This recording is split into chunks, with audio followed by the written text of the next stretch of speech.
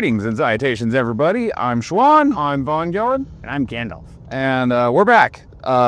It's been a little while. We went to Vegas. We came back from Vegas. My Discord account got hacked, and I'm sorry to everyone that then also got hacked because you trusted me. And it's like the best, worst compliment ever of like, I thought you wanted to talk to me. And I'm like, I do.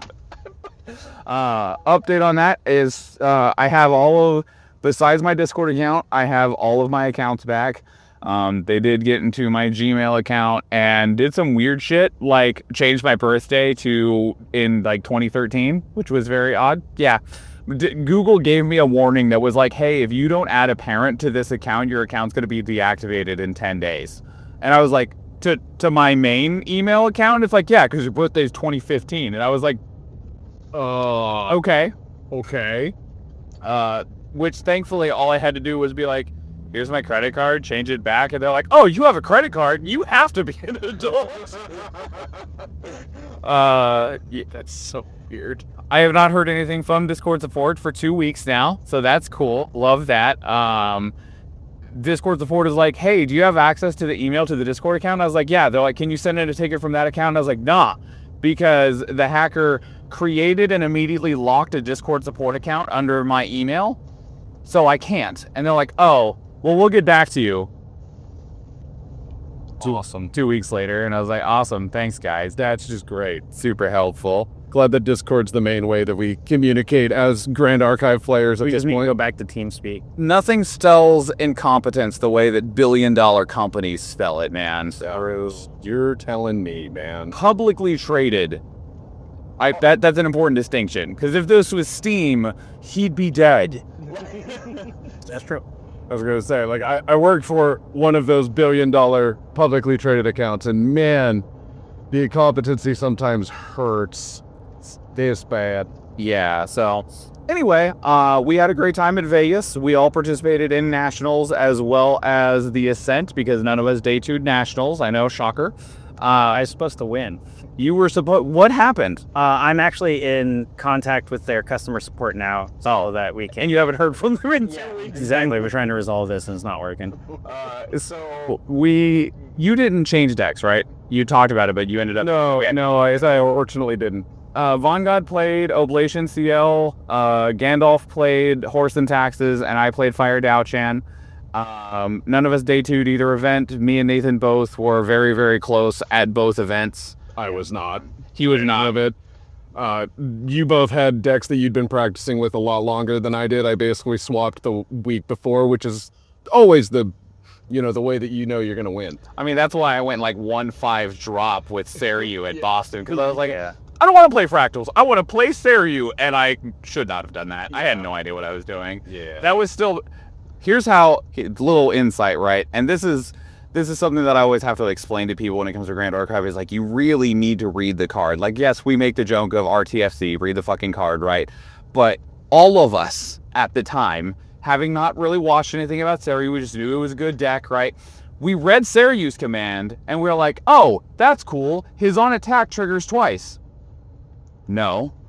It triggers 2 more times. Because that Seryu's command triggers it twice, and he still triggers it once. You get 3. I played all the way through Ascent Boston thinking I only got 2.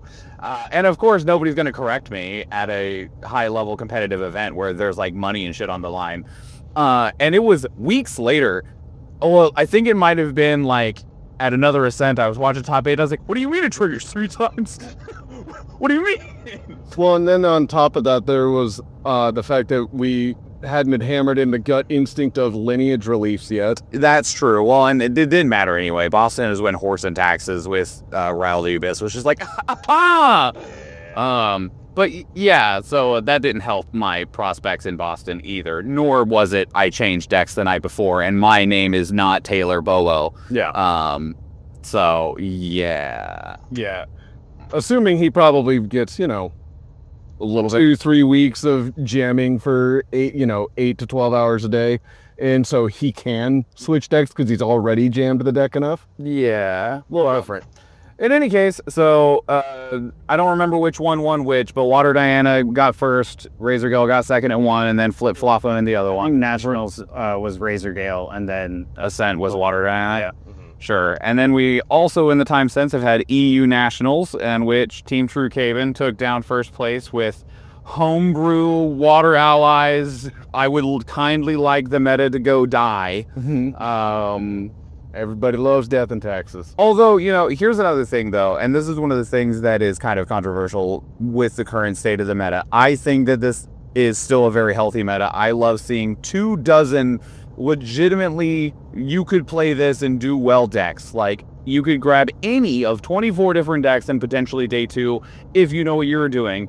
But one of the things that people don't like about having such an open meta, and one of the things that Team True Champion has talked about a few times, is that in a lot of ways you are playing matchup roulette, because they didn't have a whole lot of success at the national NA Nationals or Ascent Vegas, and part of that was because of like matchups. Like, Isaac did not make day 2, even though we played the exact same deck as Caben, and it just came down to matchups of like, well, I just paired into all my bad matchups. Yep. And we've talked about that before. I played Tristan at 1 regionals back in the PTM season and played 3 water decks in a row and just got beat to the ground. I was just like, hey, what's my win con?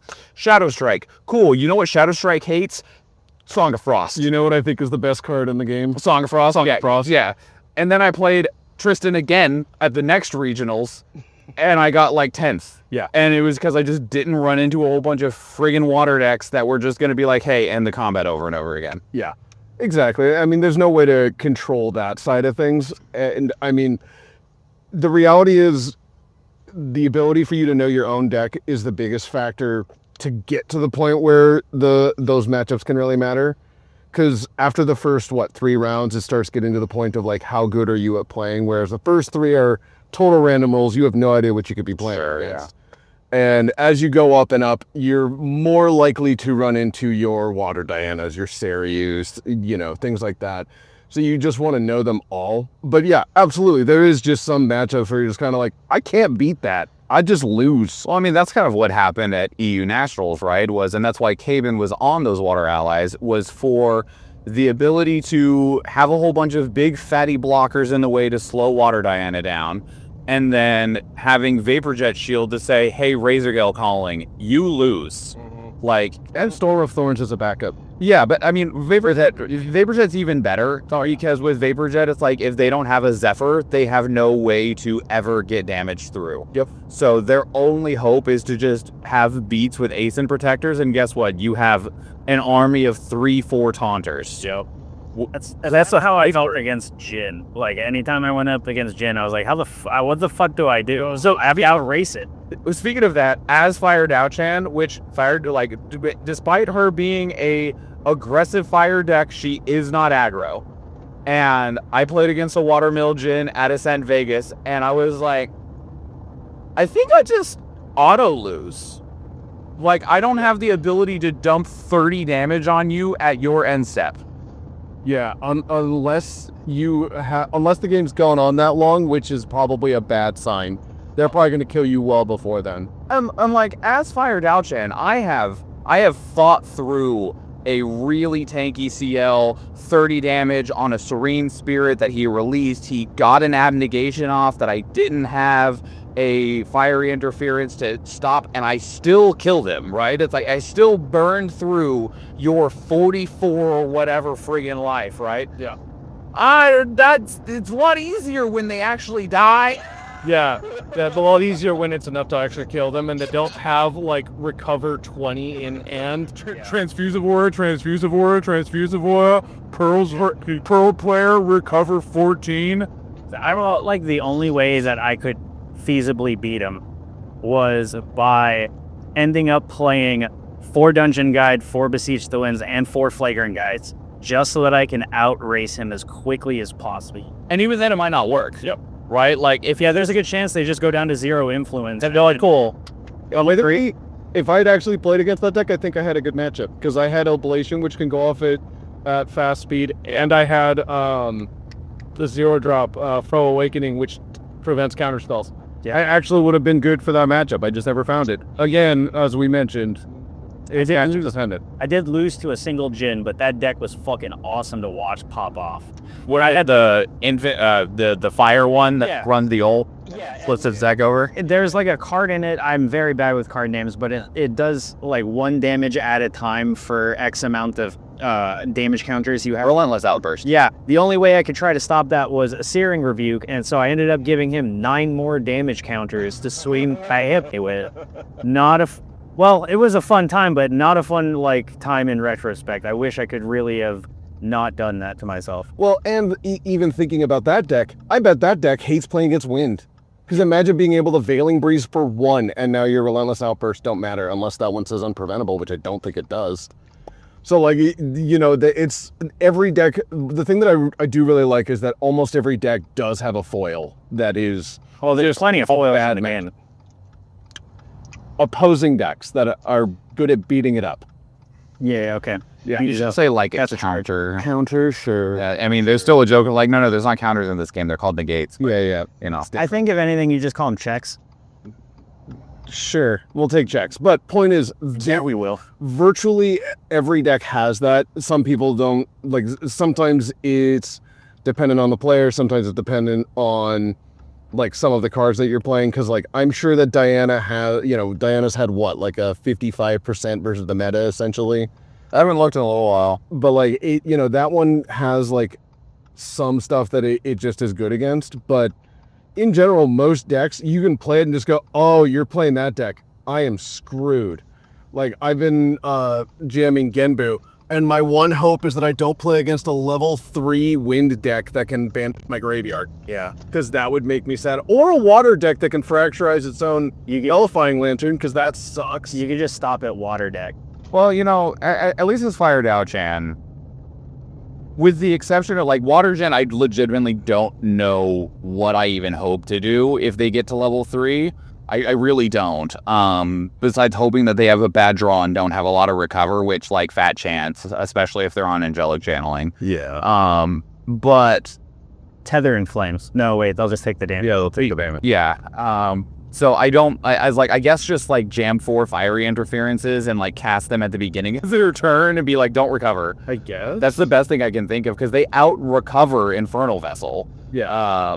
So yeah, I guess fiery interference is the answer there, and just hope. I mean, even so, like, that's still tough. Like, you're jamming 4 of those and hoping for the best. Yeah, like everything else though, like even if it's not great for me, I still feel like, depending on how the cards land and how you actually play the cards, I have a chance otherwise. But I think if I don't have like 2 fiery interferences in hand along with like a gas draw against a water gen, I think I just lose. Yeah. I was starting to feel that way about Vanitas after Nationals as well. Once I had changed, because like between Nationals and the Ascent, I ended up changing the list. The original list that I had only ran 4 dungeon guides and 2 beseeches, to which we had swapped to what we were just talking about, running 4 forward 4 of guides to just get to Van as quickly as possible. Yeah. By that point, I felt very confident with how to play Van. Yeah, absolutely. And I mean, even so, you did really well. Didn't you almost day 2 anyway? Yeah, Both of them? I did almost day 2, both days. Yeah. Yeah. So, like, even with the quote-unquote suboptimal deck, you still played really well. Yeah. It's just that either you had a bad matchup or... Yeah, anytime I sat down and I saw a Spirit of Water across the way, I was like, well, fuck, this is going to be an uphill battle. I will say though, one of the things that, we had a coaching session with Caben like 4 months ago, I think, which thanks again, Caben, for your time. I realize we paid for it, but whatever. Thanks for your time all the same.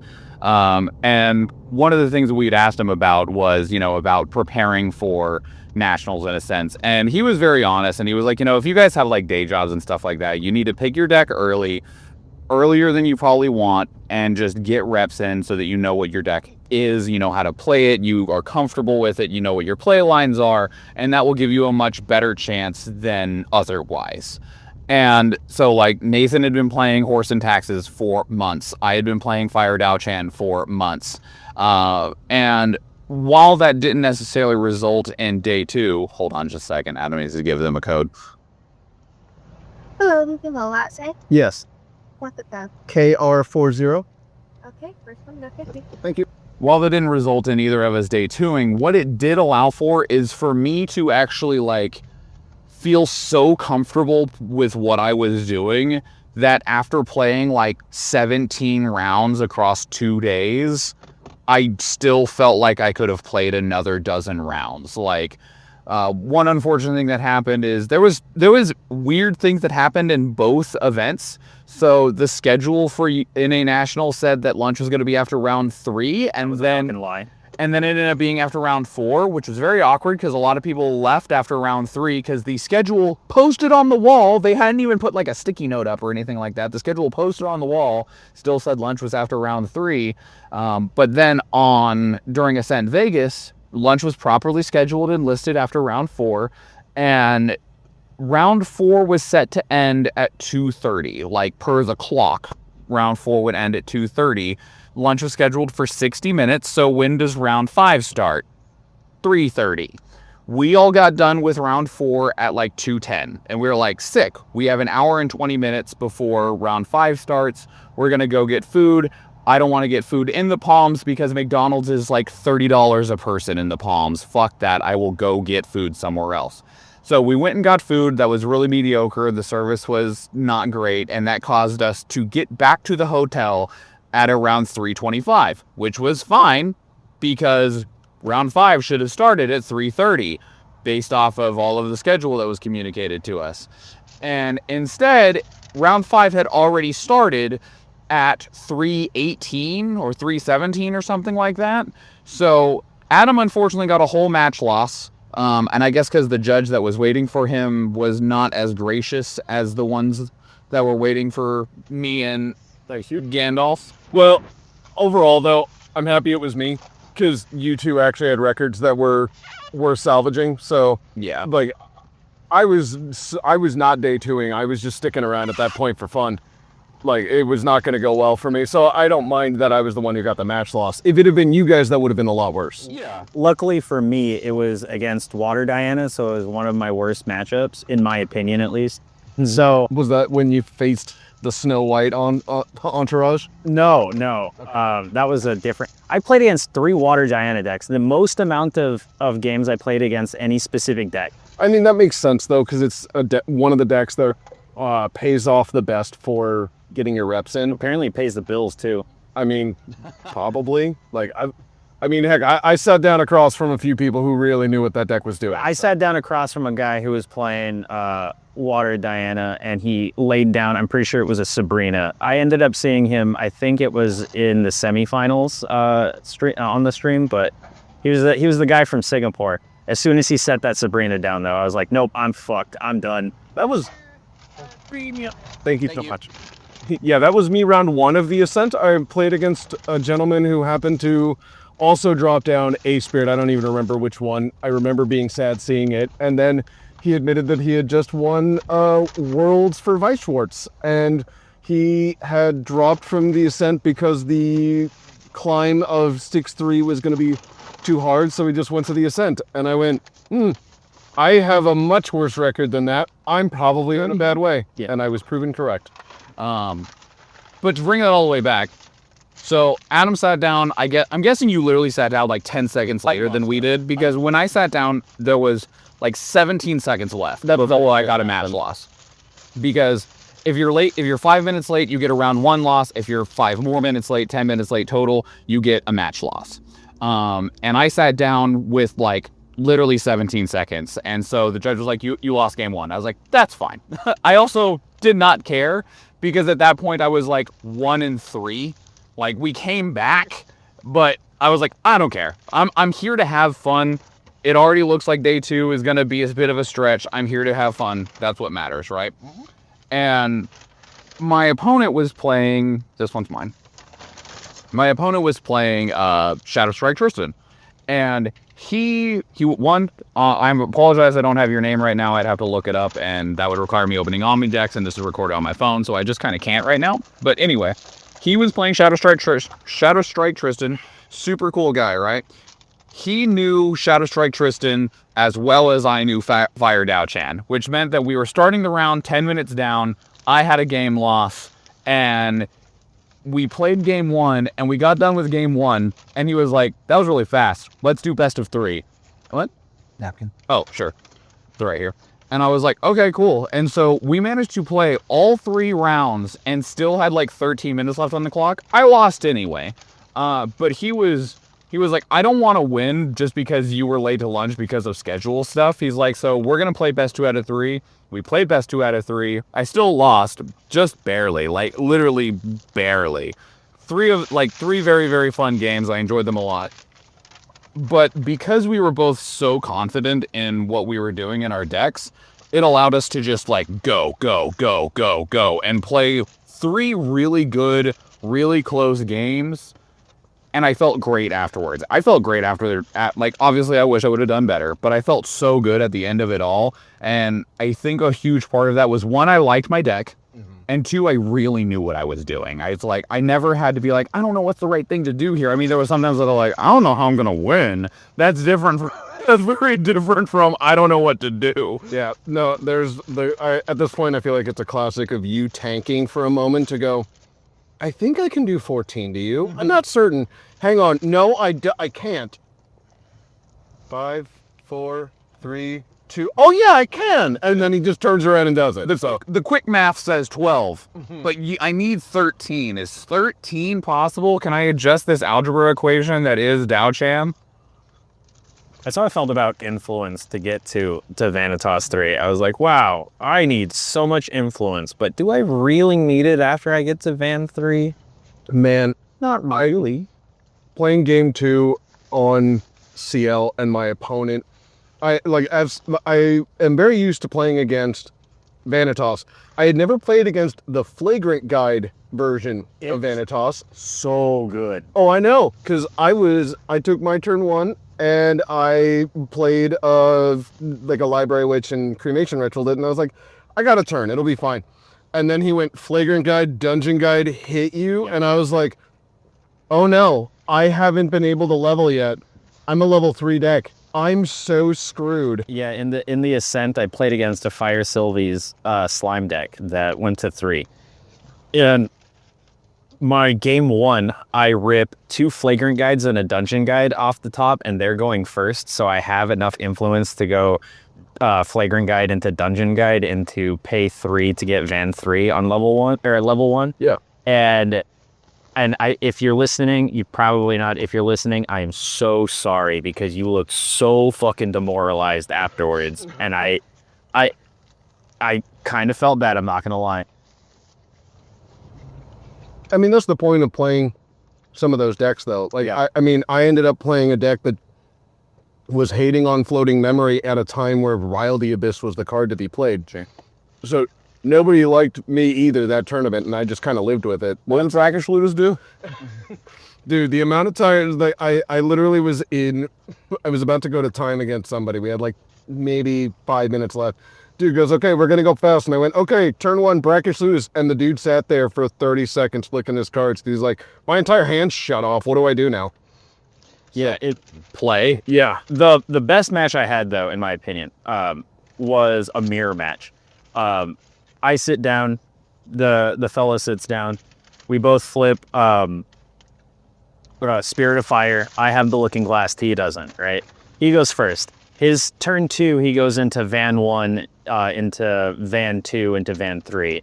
I then go, it's my turn. I materialize Van 1 paying 2, and he's like, oh shit! And we had the most fun mirror match. It was a blast. He was the one that convinced me to go up to Flagrant 4 instead of having them just in the side. Yeah, that makes sense.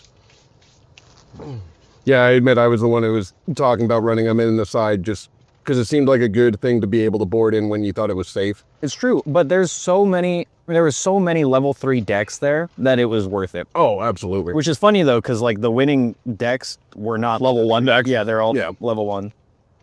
Yeah, but I think this was the first time that we really got to see people testing out a lot of the stuff that they've been trying. Mm-hmm. We got We recently had people finding a version of Neos that they felt was playable. We've seen Jin showing up in a few different ways. That's Both fire and water. We've had more CL showing up again.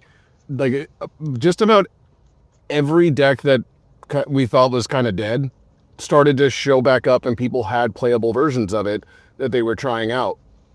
So realistically, that makes a lot of sense to me that there was a lot of level 3 decks. Yeah. It just so happens that those who've been playing Diana and those who were on Razor Gale on meth, that's what it is. You know it is. Why? Did you see old Razor Gale? Have you seen new Razor Gale? It's very different when they go, I'd like to play a cantrip and do you 8 instead of like 2. That's why. That is true. That's why. See, I thought you were going to go with something a little more creative than it just deals more damage. I mean, have you seen the deck? I guess they are brewing it up to make it deal more damage. Anybody on meth? Because they do a lot of damage. Bro, we live in Anchorage. Yes, I have. Point is, though, if you've been playing those 2 decks and you got really good with those, I'm not surprised that that one was doing better than a level 3 deck. Specifically because Diana can grind and it can get underneath that level 3. And then Razor Gale suddenly just going like, oh, I'm going to just play 3 cantrips and do you 15. Who needs Carps on Coda anyways? Not them. I feel like that got better. Me too. It feels like it's more consistent, even though technically the Carp Song win is gone. It feels like there's a clearer game plan, at least from what I've seen. I'm probably wrong, but... No, I think you're right. Because, when I was playing Diana for a little bit, there was a problem where you would go, oh, I get to glimpse X deep. I really hope I hit a Toad Troll. And I didn't. I have these dead cards now. Yeah. And... I didn't have room for another Aether Wing, so it's like, oh no, they Mustanged my Aquamarge Whisper. Fuck. Yeah, all these Aether charges are completely useless. They're worse cantrips now. Yeah. Also, I learned, speaking of reading the cards to explain the cards, I'm fucking dumb. I've been playing Cheshire Cat wrong the entire time. Cheshire Cat gets the collective bonus of the distortion weapons. So I've always been swinging in with a 3/3 cat when I have an inept sword and a fucking Palvor sword. It's only an inept sword if you're holding it. It's normally an inert sword. No, it's inept. Also, so real quick, of realization things. Alice in Wonderland, Underland, Story Reflections, Phantom Monarchs, Through the Looking Glass, reflections of everybody and all that shit, right? Yeah. Palvor sword is Vorpal sword. It is literally the word Vorpal backwards. I just figured that out 4 fucking days ago. Well, it's not quite backwards because you would have to have V at the end of Palvor, and V is in the middle of Palvor. Oh. So it's okay. Well, it's whole. They just split it in half and then still swapped it. Yeah. Still though, that's clever. I like that. Didn't even realize it. Yeah, that's pretty clever. I like that. But yeah, when you have a Palvor sword and an inert sword or an inept sword, Yes. it swings in for 5, and that's one of the reasons that card is just so nuts. I was Still about Sword Shadows, it swings in for 6. I was still winning games with a fucking swinging in with it as a 3/3. Now knowing that it gets an extra 2, insane. And on top of that, it can give you Ranger Strides if you're going to go that route. I found that I got into a kick of deck building after coming back because my roommate has also been getting into the game and he's huge into deck building. So he's trying to brew a Jin list. He was trying to brew a Terra Dao Chen list, etc. Yeah, he should get into coming into the store and playing. Getting him. I'm trying to. He's a very interesting hikikomori. The thing about the deck building that I've consistently found though is why play a lot of these other things when I can in my material jam the Looking Glass, put Cheshire in, put a couple of swords. Palvor is good as is. I don't even need to swing with it to be worth something. Inert sword is like the backup charger of weapons. Like if I have a couple extra things, I can place it down. I can clear an X1 or deal enough damage to an X4 that my Cheshire will be able to finish. Or off. if you're CL, you can clear X4s. Yeah. So like, I think that I feel like it's just so generically good you can fit it in almost any deck. I think that the main difference is how fast is your deck going? Sure. Because I feel like that version is like the mid-rangey option where like, yeah, going in for 5 a turn is definitely a clock. I'm not playing it in FISA, that's for sure. Yeah, but yeah, because I'm thinking of like Fire Dowchen. It's not going to jam that many cards. You just want to draw more so that you can keep your gas running. We both, my roommate and I, have been theory crafting Allen lists, and each time I'm just like, well, it's a tamer, it's an animal, it gets buffed off of forest cake. Oh yeah. I was testing it against him, and I played a Cheshire when I had 2 forest cakes turn 1. So him staring down a fucking 3/5 Cheshire before you even got a sword. He's just like, well, fuck, what do I do about that? Cry. Play a You die. you play a friggin' Dream Fairy. You can't even smoke that out. No, you can't. No. You play a Dream Fairy. Dream Fairy I've heard is good. Yeah. Mm-hmm. Snow Fairy, okay. Yeah, Spark Fairy, not a card. It can be. No, it cannot. That card unfortunately sucks so bad. Does anyone want 6 foils? I hope we get that in the deck building competition. I hope they make a promo of that one because they've already done one for Snow Fairy and now Dream Fairy getting one at SB4. So now I'm waiting for like SP5 to Spark Fairy for Nick. Can we instead, like, I'm down for that, but can we get a better Spark Fairy? Can we get, like, Lava Fairy or something that is a real card? Because Spark Fairy's not. What would you say it is? normal fairy? Do 3 damage? I don't fucking know, just something better. Okay, because like that's the question is like, what do you want it to do? I don't care. Because that, I don't know. It would depend. What were you about to say, though, Nathan? It's gone. Yep, it's gone. Oh, is there a normal fairy? No. Well, yes. We just got a handful of normal fairies in the Mordred Recollection deck, but none that I would put on a similar level as... They don't feel quite as thematic. Sure. As the ones that we got in Yeah, 'cause DOA. it very much feels like all 3 of those are showing what the elements are going to do. Yeah, and they'd be good for just like beginner decks. Yeah. We also had our store championship. All 3 of us lost. I lent someone a fully tricked out fire-suited Tautorus, and he kicked our ass. It dog walks me. It was so good. Now convinced though. So one of my secret techs, I had 2 secret techs for Vanitas, right? One of them, Inferno Slime. I'm going up against a lot of fucking water decks. That Inferno Slime with only Pride 2, if I get my Vanitas to not, like, if he gets countered when I'm trying to get to 3, I can still, like, lay into people with a free 3, and that's just fine. The other tech is Bestial Frenzy, because both horses, Dilu and Redhair, are beasts. But, I mean, and the Inferno Slime that I was running was a beast, so I have 12 targets right there. And Beast Or 9. Visage. Yeah, 12. But yes, Beast Soul Visage in the material deck that every Vanitas deck runs turns the target into a beast. So you always have something that you can turn in, like, you'll always be able to target something with Bestial Frenzy. And the reason why you run it is specifically because it says the beast gives you cleave. And like, the only game I won against that suited deck was because I managed to cleave the entire board. Shame. Yeah. Shame. Yeah, I think that I managed to get him once because I just happened to like say, hey, I'd like to swing at you for like 32 or whatever, and he just couldn't stop it. But Yeah. there was also a turn where I was at 4 and I was like, oh, I'm at 22 life. I can take 1 hit. I could not take 1 hit. That one turn was awful. They just shit damage out of nowhere. Yeah, it's gross and I love it. All right. Well, we're at locals. We will. I believe we have new people today, which is cool. I was given a heads up that we'll have new players today. So, everyone, thanks so much for watching. We will talk to you all next time. Maybe not next week because you're gone. Yep. So, we have a local in front of the car that's like, "What are you guys doing?" So yeah, we'll be back probably in 2 weeks, and we'll let you know how things go. And I think Oceania Nationals will have happened by that point. I think so, yeah. So cool. All right, I'm Schwahn. I'm Vongod. And I'm Gandalf. Peace out, everybody. Bye. Bye.